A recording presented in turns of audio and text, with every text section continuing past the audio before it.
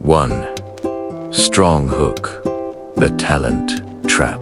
On a quiet evening, my son and I sat watching a highlight reel. The screen was alive with brilliance. A bicycle kick in a roaring stadium. A last-second buzzer beater. A championship parade drifting through a sea of confetti. These moments are what the world remembers. De glory, de noise, de victory. But what the cameras rarely show is the silence that sometimes comes years later. The empty offices, the auctioned houses, the bankruptcy filings of athletes who once dominated the world. I paused the video. "Look closely," I told him. Talent built those moments, but talent alone didn't protect their future. Throughout sports history, we've seen an uncomfortable truth.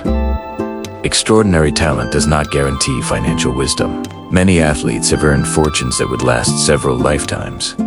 Yet some have lost it all, not because they lacked intelligence, not because they lacked opportunity, but because they eventually reached something I call the talent plateau.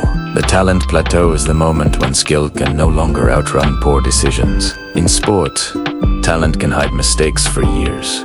A striker who scores 30 goals a season can cover for tactical flaws. A superstar earning millions can mask reckless spending. But eventually, the plateau arrives, and when it does, only discipline remains. "Son," I said quietly, "success is a wonderful disguise. It hides weaknesses until the moment it suddenly doesn't." 2. The anatomy of a franchise collapse. If you want to understand financial discipline, you don't need a business textbook. You only need to study the rise and fall of sports organizations. One of the most dramatic examples in modern football history is the collapse of Leeds United in the early 2000s. At the turn of the millennium, Leeds were one of England's most exciting clubs. They had young stars, they had ambition, and they had a chairman determined to win immediately.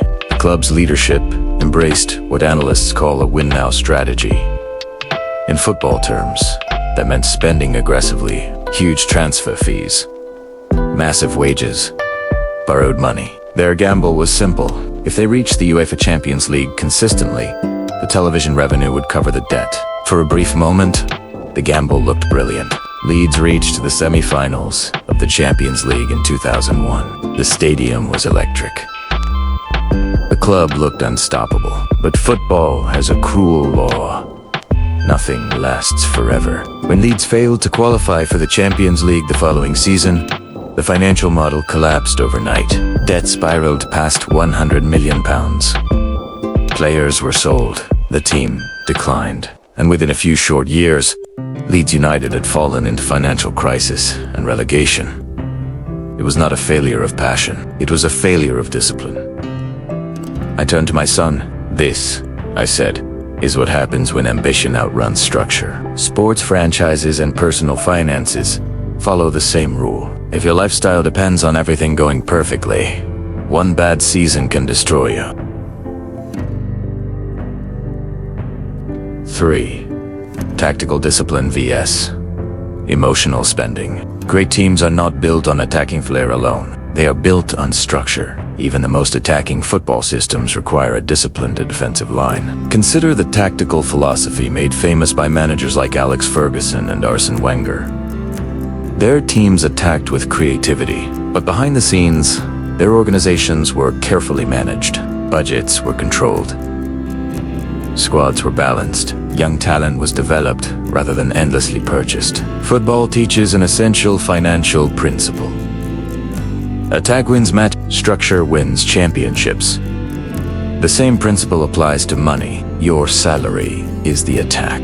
Your spending discipline is the defense. Your investments are the midfield quietly controlling the tempo of the game. But modern culture creates a dangerous illusion. I call it the highlight reel effect. Just as sports fans see only the spectacular goals, society sees only the spectacular purchases. Luxury cars, massive homes, lavish holidays. Social media amplifies this illusion. People begin to believe that wealth means looking wealthy. But in reality, the people who build lasting financial strength often look surprisingly ordinary. Their success is not loud, it is structured like a well-organized football defense. 4. Father and son boardroom moment. Later that evening, we moved from the living room to the kitchen table. The football match had ended, but the lesson had only just begun. I placed a notebook between us. "Imagine this table is a boardroom," I said. "Not for a company. For your life." In sport, the boardroom makes decisions that shape the future of the club. Which players to sign, which strategy to follow, how to spend resources. Financial life works exactly the same way. Every pound you earn becomes part of your squad. Some pounds must play defense savings. Some must play midfield, and some can play attack, things that make life enjoyable. But, I told him, every pound must have a position. Without structure, money drifts. And drifting money eventually disappears. In football, a team without tactical discipline becomes chaotic. In life, money without purpose becomes spending. 5. Building the generational playbook. If football clubs want long-term success, they build something called a playbook. A set of principles guiding every decision. The best organizations, clubs like Manchester United or Bayern Munich, do not rely purely on individual stars. They rely on systems. In financial life, families need the same thing. I call it the front office framework. It has 3 core principles. 1. Personal financial auditing. Just as a club reviews every transfer and contract, individuals must regularly audit their spending. Where's the money going? What produces real value? What is simply emotional spending? Most people never ask these questions. Clubs that ignore financial audits eventually collapse. So do individuals. 2. Strategic allocation. A football club cannot spend its entire budget on strikers. It needs defenders, midfielders, and a goalkeeper. Similarly, money must be distributed strategically. Savings, investments, education, security, lifestyle. Without allocation, money flows toward impulse. 3. The salary cap mindset. In American sports leagues, teams operate under strict salary caps. Even the richest clubs cannot spend infinitely. This forces discipline. Families should adopt the same mindset. No matter how much you earn, you establish a cap. Not because you cannot spend more, but because discipline protects the future. 6. The psychology of long-term success. Sport also teaches something deeper than strategy. It teaches psychology. The greatest champions understand patience. Consider the dynasty built by San Antonio Spurs under coach Greg Popovich. Their philosophy was simple but rare. No panic spending, no ego-driven decisions. No sacrificing the future for short-term headlines. Year after year, they built steadily, drafting wisely, developing players patiently, maintaining a stable culture. The result? Decades of consistent success. The lesson for finance is identical. Real wealth is rarely explosive. It is cumulative. Built slowly, protected carefully, and strengthened by discipline. The problem is that human psychology prefers excitement. People chase the equivalent of a last-minute winning goal, but long-term success is more like controlling possession. Quiet methodical. Unremarkable in the short term, yet unstoppable over decades. Sietian, sustainable success. The final score. At this point, my son looked thoughtful. So, he asked, is money like winning championships? Primaire smiled. Not exactly. Championships are moments. Wealth is continuity. A football club may win a title and collapse 5 years later. Similarly, someone may earn millions and lose it within a decade. True success is sustainability. It is the ability to maintain stability across seasons, across careers, across generations. Because in the end, wealth is not defined by the size of your peak. It is defined by the strength of your foundation.